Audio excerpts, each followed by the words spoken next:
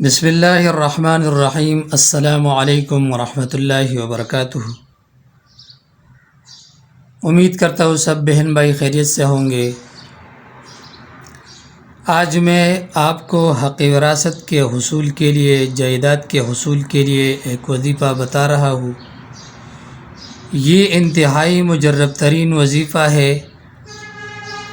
حق وراثت کے حصول کے لیے یہ انتہائی زبردست اور پرتاثیر وظیفہ ہے۔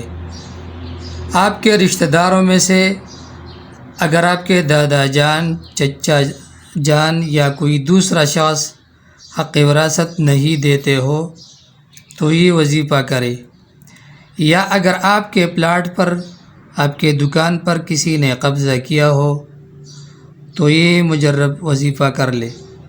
انشاءاللہ العزیز حق وراثت بھی ملے گا اور قابض جائیداد، پلاٹ، مکان اور دکان بھی واپس ملے گا۔ تو وظیفہ کیا ہے؟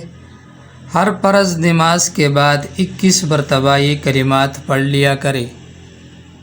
وہ کلمات کون سے ہیں؟ نوٹ فرما لیجئے۔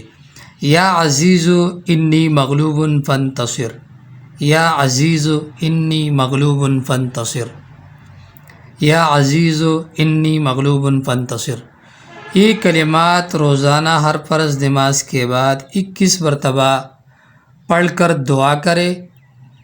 روزانہ یہ پڑھتے رہے، انشاءاللہ العزیز جلد سے جلد آپ کا حق وہ لوگ خود بلا کر دیں گے۔